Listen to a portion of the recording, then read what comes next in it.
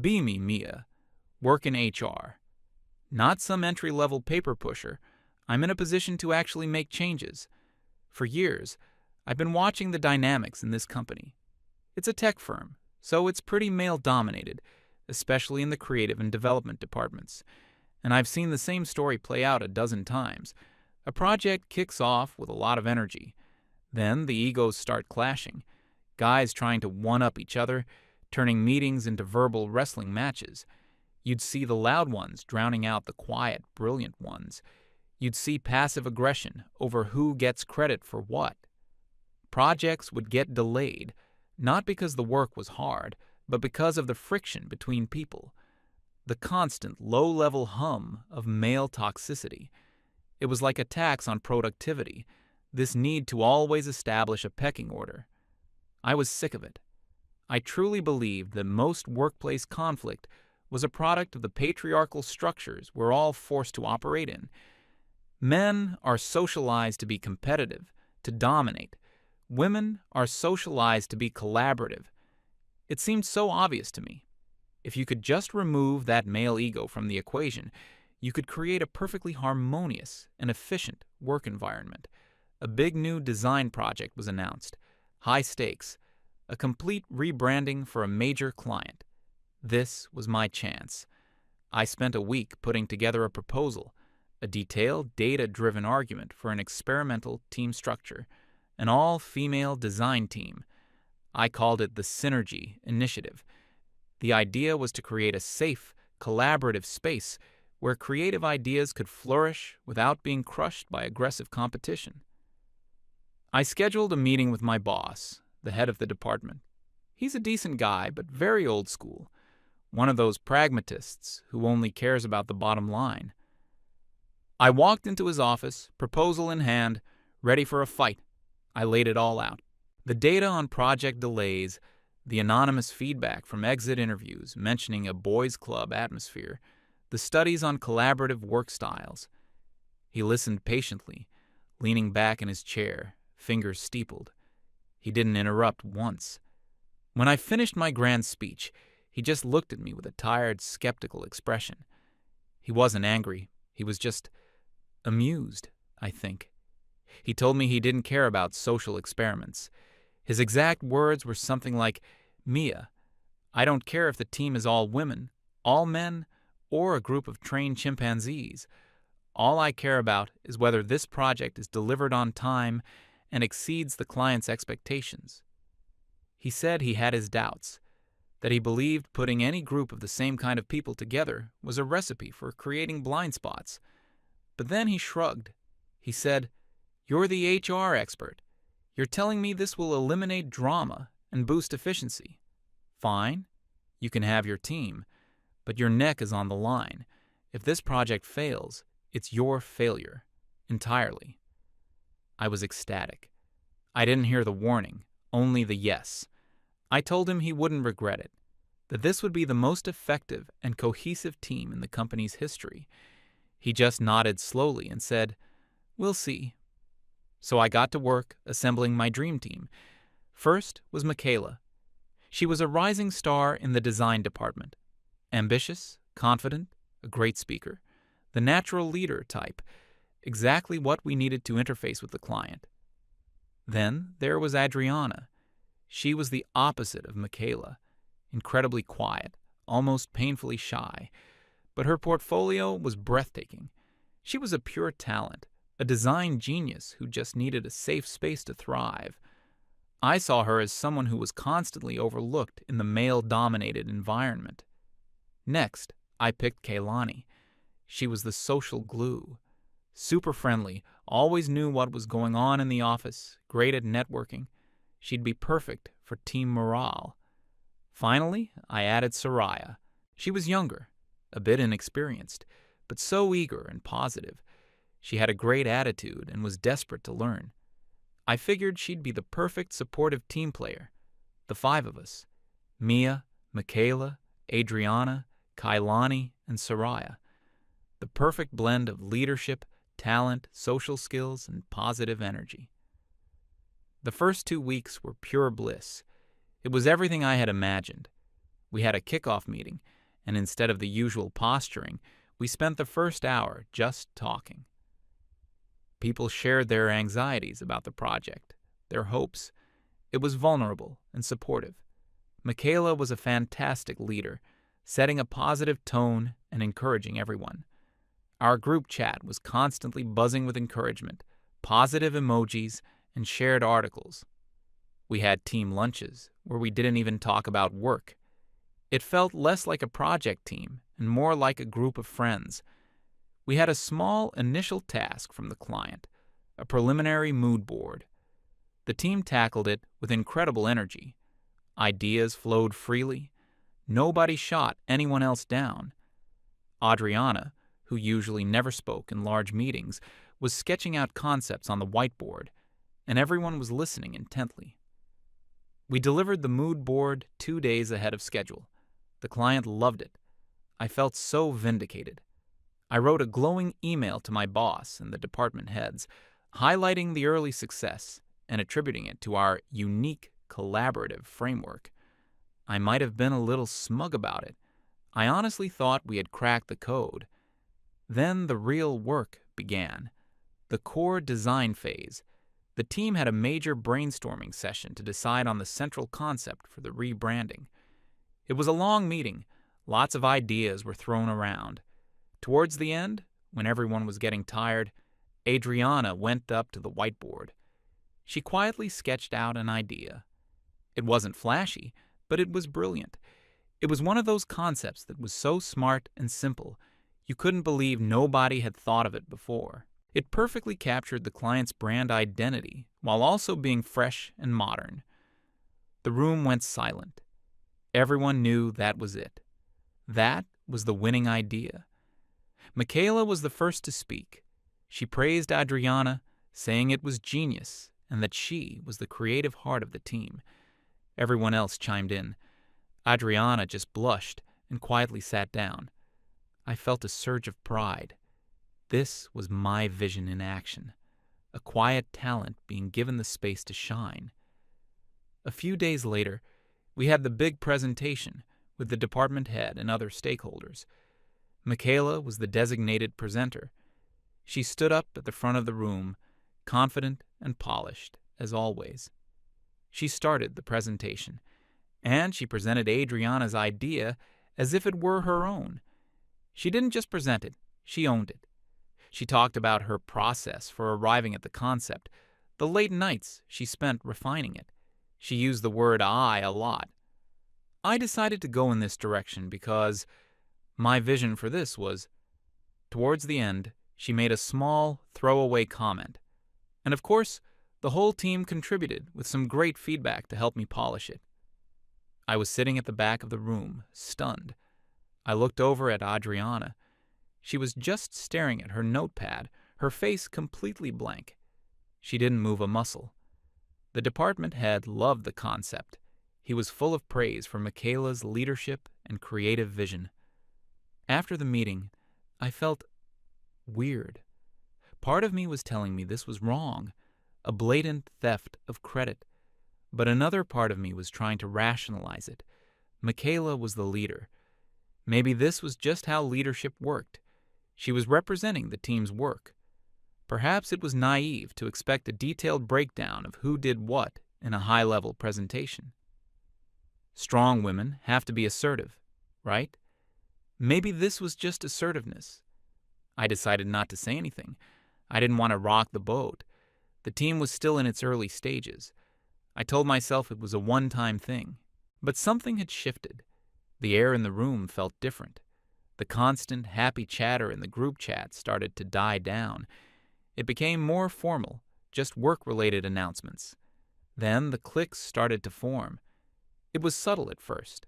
Kailani, the social butterfly, became Michaela's shadow. They would go for coffee together and come back whispering. They started an inside joke that only they and Soraya, who was desperate to be liked, seemed to understand. Adriana was on the outside. She wasn't explicitly excluded, but she was ignored. If she asked a question in the chat, there would be a long silence before someone gave a short, blunt answer. When she spoke in meetings, Michaela would listen with a polite, dismissive smile. Kailani was the engine of this social division. I saw her in action one afternoon. She came over to my desk, ostensibly to ask a question about her vacation days. Then she leaned in conspiratorially. She started talking about how worried she was about Adriana. She said things like, "She just doesn't seem like a team player, you know? She has this attitude, like she's better than everyone else." And I think she's upset that Michaela is the team lead. There's some creative jealousy there. It's creating a really negative vibe. It was all framed as concern, but it was pure poison. She was planting these ideas in my head. And because I was so invested in the success of the team, I started to believe her. My own bias was working against me. I wanted a simple explanation for the growing tension, and one person's bad attitude was easier to accept than the idea that my feminist utopia was fundamentally flawed. The work started to suffer. The project was now split into different components, with each person responsible for a section.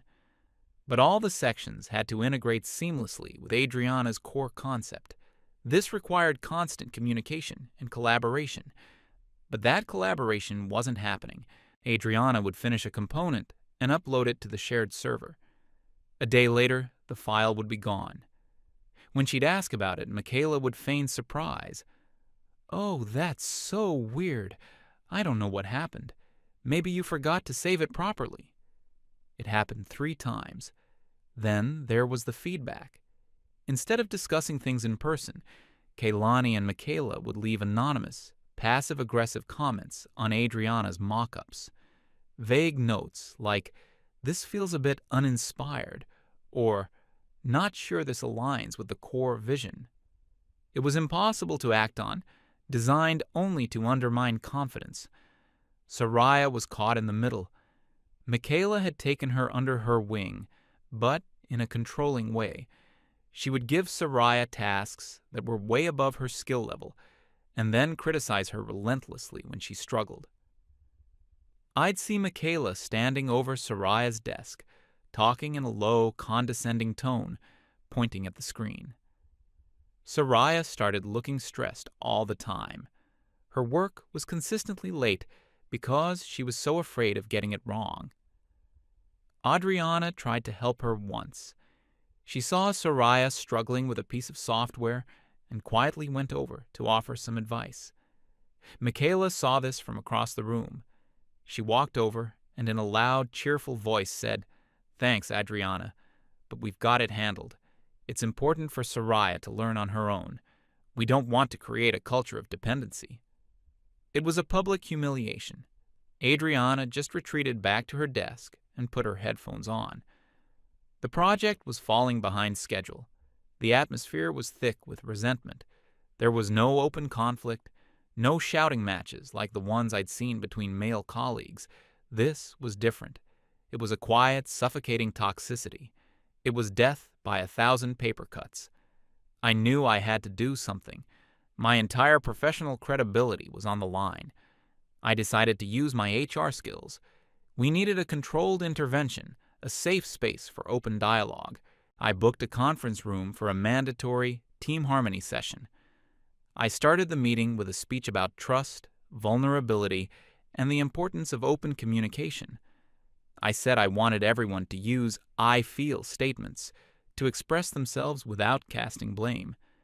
It was the biggest mistake I could have made. I had just handed them the perfect weapon. Michaela went first. She put on a masterful performance. Her voice was trembling slightly. She looked like she was on the verge of tears. She said, "I feel hurt. I feel like my leadership is being constantly undermined. I've been trying so hard to build a supportive environment, but I feel like there's a wall of negativity coming from some members of the team." She never said Adriana's name, but everyone knew who she was talking about. Then it was Kailani's turn. She nodded in agreement with Michaela. She said, "I feel scared to share my ideas sometimes. I feel like they'll be instantly judged or dismissed. The creative energy we had at the beginning is gone, and it feels like it's being deliberately sabotaged. Soraya just mumbled something about feeling stressed and looked at the floor. Then it was Adriana's turn. The entire focus of the room was on her. She looked trapped. She took a deep breath and tried to stick to the facts. She said, "My files have been deleted multiple times. The concept we are all working on was my idea, and I was not given credit." I held up my hand and stopped her. I told her, "Adriana, let's stick to the format. We're not here to make accusations. Tell us how you feel." I thought I was being a good mediator. I was trying to de-escalate. In reality, I was invalidating the one person who was telling the truth. Adriana just looked at me. It wasn't an angry look. It was a look of profound disappointment. She said, "I feel like this is a waste of time." And then she went completely silent. The meeting was a disaster. I had made things 1,000 times worse. I had publicly sided with the bullies and isolated the victim. I ended the session with some empty platitudes about moving forward and recommitting to our shared goals. Nobody was listening. After that day, the pretense was over. Adriana completely disengaged. She still came to work. She still did her tasks. But she was a ghost. She put her headphones on the moment she sat down and didn't take them off until she left. She communicated only through email and only when absolutely necessary. Her messages were short, formal, and to the point. She stopped uploading her work to the shared server. She would email her completed components directly to me with timestamps at the end of each day. It was a classic work-to-rule protest, an Italian strike. Without her creative problem-solving and willingness to help, the rest of the team was lost. Michaela, for all her confident talk, couldn't actually solve the complex design problems that came up.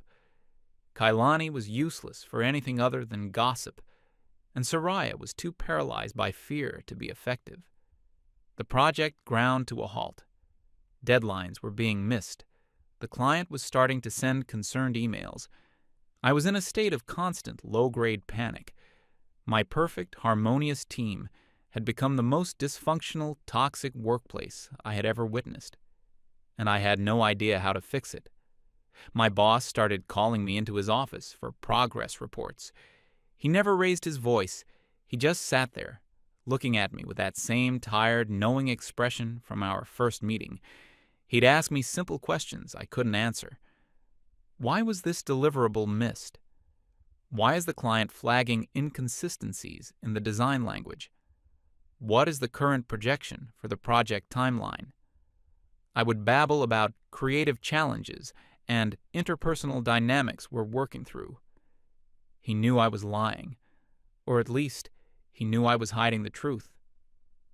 The final presentation to the client was looming. We were nowhere near ready. Michaela, in a desperate attempt to show progress, tried to stitch together their fragmented pieces of work into a coherent whole. The result was a Frankenstein's monster of a design: clashing colors, inconsistent fonts, broken user flows. It was a complete mess. She called a last-minute team meeting the day before the presentation. She didn't even pretend to be nice anymore. She told Adriana that this was all her fault, that her refusal to collaborate had sabotaged the entire project. Kailani chimed in, saying Adriana had a terrible attitude from the very beginning. Adriana didn't say a word. She just sat there, listening, with that same blank expression. I tried to intervene, to say something, but I didn't even know what to say anymore. My authority was gone. My ideals were a joke. I had created this monster, and it was about to devour me. The night before the final presentation was one of the longest of my life. I sat at my desk long after everyone else had gone home, just staring at the project files. It was an absolute train wreck. Nothing connected. The core branding message, so clear in Adriana's original concept, was completely lost in a sea of mismatched assets and confusing layouts. Michaela's sections were flashy but shallow. Kailani's were just sloppy copies of things I'd seen in other brand guides. Soraya's work was hesitant and unfinished. And then there was Adriana's part. It was a silo, a perfect polished island in the middle of a swamp. It was so well executed that it made everything around it look 10 times worse. I felt a wave of nausea. My boss's words echoed in my head. Your neck is on the line. In a moment of sheer desperation, I did something I shouldn't have. I walked over to Adriana's empty desk. I knew she often stayed late, working quietly. I thought maybe I could catch her, appeal to her one last time. I waited for almost an hour. She never came back. I realized she must have started leaving exactly on time, not giving the company a single extra minute of her time. I couldn't blame her. I went home and barely slept. I kept replaying the entire project in my head, every mistake, every ignored red flag. My perfect theory had dissolved into this ugly personal drama that I had enabled at every turn. The day of the presentation arrived. We all gathered in the main conference room. It was one of those big glass-walled rooms that made you feel like you were in an aquarium. The main client stakeholders were on the big screen via video conference. My boss was there in person, sitting at the far end of the table. He wasn't looking at us. He was just quietly reading something on his tablet, a neutral expression on his face. The air was freezing. Michaela, to her credit, looked the part. She was dressed impeccably. Her notes were organized. She was the picture of a confident leader. She started the presentation. For the first 5 minutes, her charisma carried it. She talked about brand synergy and disruptive aesthetics. Then she put the actual designs on the screen. Silence. One of the clients, a woman from their marketing department, tilted her head. She asked, "Can you go back one slide? The logo treatment on this page seems very different from the one on the previous page." Michaela faltered for a second. That's an intentional variation to show the flexibility of the new branding. The client didn't look convinced. And the user journey you've mapped out here, it seems to have a dead end. This button doesn't link anywhere. It got worse from there. They started pointing out all the inconsistencies, the sloppy work, the fundamental design flaws. It was a slow, painful dissection of our failure. I watched Michaela's composure start to crack. Her confident smile became a tight, strained grimace. She knew it was over, so she played her final card. She decided to burn it all down. She took a deep breath and adopted a somber, serious tone. She said, "I want to be transparent with you. We've faced some significant internal challenges on this project." She paused for dramatic effect. While most of the team has been working in lockstep, we've unfortunately had to contend with a lack of collaborative spirit from certain individuals. It has been a difficult situation to manage, trying to integrate a team member who seems resistant to working towards a shared goal. She glanced pointedly at Adriana. Adriana didn't even flinch. She just continued to stare at the screen. My boss looked up from his tablet. He hadn't said a word until this point. He just watched Michaela, his eyes unreadable. Michaela took his silence as encouragement to continue. "This has led to unavoidable silos and integration issues.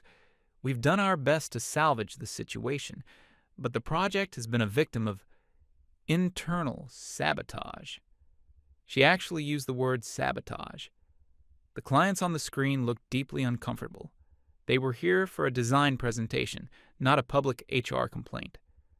I felt my stomach drop. This was it, the official implosion. Then my boss finally spoke. His voice was calm, almost gentle, but it cut through the tension in the room like a knife. "Thank you, Michaela. That's enough." He stood up and walked to the front of the room. He said to the clients on the screen, "My apologies for this. What you've just seen is not the standard of work we aim for. Please allow me to show you something else." He plugged his own laptop into the projector. He said, "Michaela is right about one thing. There were silos. In fact, one team member was forced to work in a complete silo. He projected his screen. It was his email inbox. He opened an email from Adriana, dated a week ago. The subject line was Project Component 7, Final Version. He opened the attached file. On the screen, a perfectly rendered, fully functional piece of the design appeared. It was clean, brilliant, and perfectly aligned with the original concept. He then opened another email and another. He had a whole folder of them, weeks' worth of daily submissions from Adriana. He created a split screen. On one side was the chaotic mess Michaela had presented. On the other side was Adriana's methodical, complete work. The difference was devastating. It was like looking at a professional blueprint next to a child's crayon drawing. "As you can see," my boss said, his voice still level, "Adriana has been completing her work diligently and to an exceptionally high standard. She has also been documenting her progress and submitting it directly, with timestamps, to avoid any confusion." He then pulled up another folder. This one contained screenshots of the shared server's activity log. It showed Adriana's files being uploaded and then deleted a few hours later. It showed anonymous negative comments being left on her drafts. Michaela's face had gone completely white. Kailani looked like she was going to be physically sick. My boss turned to the clients. "The project is not a failure. The management of the project was a failure. We have a solid foundation here, thanks to Adriana's work. We will be restructuring the team, and we will deliver a final product that exceeds your expectations. You have my word." The meeting ended quickly after that. The clients, reassured, logged off. The rest of us sat in stunned silence in the glass-walled room.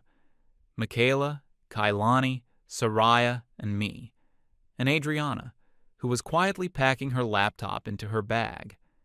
As she stood up to leave, my boss said, "Adriana, a moment, please." She stopped.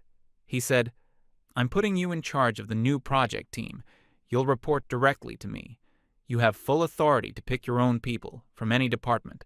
Whatever you need, you get." Adriana just looked at him for a long moment. Then she gave a single, small nod, and she walked out of the room. It was the most powerful exit I have ever witnessed. The next day, the official fallout came. A company-wide email announced that the rebranding project was being rebooted under new leadership. Soraya submitted her resignation that morning. The email to me was short. She just said she was leaving for a role at another company and wished us the best. Michaela and Kailani were not fired. My boss was smarter than that. Firing them would have allowed them to become martyrs or claim some kind of unfair dismissal. Instead, they were reassigned. Michaela, the ambitious star who loved the spotlight, was moved to the Quality Assurance Department. Her new job was to spend 8 hours a day testing old software for bugs, filling out repetitive spreadsheets. It was a career graveyard. Kailani, the social manipulator who thrived on information, was assigned to digitizing the company's old paper archives. She was put in a windowless room in the basement with a scanner and thousands of boxes of documents. She was completely cut off from the social life of the office. It was a slow, quiet, corporate execution, a fate worse than being fired for people like them. And then it was my turn. My boss called me into his office at the end of the day. He wasn't angry. He was just weary. He had Soraya's resignation letter on his desk, alongside a preliminary report on the financial cost of the project's delay. He gestured for me to sit down. He was quiet for a long time, just looking at me. Finally, he said, "Do you remember our first conversation about this? About your Synergy initiative?" I nodded, unable to speak. "You made me a promise, Mia. You promised me the most efficient, most harmonious team in the company's history. You promised to eliminate the drama." He leaned forward slightly. "Instead, you created the single most toxic, dysfunctional, and destructive team I have ever seen in my 20 years at this company. You didn't eliminate toxicity. You just changed its flavor. He picked up Soraya's resignation letter. You lost us a good employee. You almost lost us a major client. And you nearly destroyed the career of your most talented designer. He looked me straight in the eye. It turns out that toxicity, backstabbing, and ego aren't male traits, Mia. They're human traits. And a good manager's job is to handle them, not pretend they can be magically eliminated by creating a gender-based echo chamber. He leaned back. Your experiment is over, and it was a complete failure. I just sat there. There was nothing I could say. He was right. Every word was true. I had been so blinded by my own ideology that I couldn't see what was happening right in front of me. I had mistaken my theory for a fact. I had sacrificed real people on the altar of my own beliefs. He didn't fire me either. He said my punishment was to stay in my job and deal with the mess I had created. I had to handle the paperwork for Soraya's exit, process the reassignments for Michaela and Kaylani, and write the official project post-mortem, detailing every single one of my failures. I left his office and walked back to my desk. The office was empty. A few weeks later, I saw Adriana in the hallway. She was walking with two other designers, one man and one woman. They were laughing about something, looking at a sketch on a tablet. She looked happy, relaxed, confident. She didn't even notice me as she walked past, and I realized I was just part of the scenery now, a ghost from a failed experiment. I created the most toxic workplace ever, and the only thing that had been patriarchal about the situation was the man who had to step in and clean up my mess. I still work here, but I don't propose theories anymore. I just push the papers.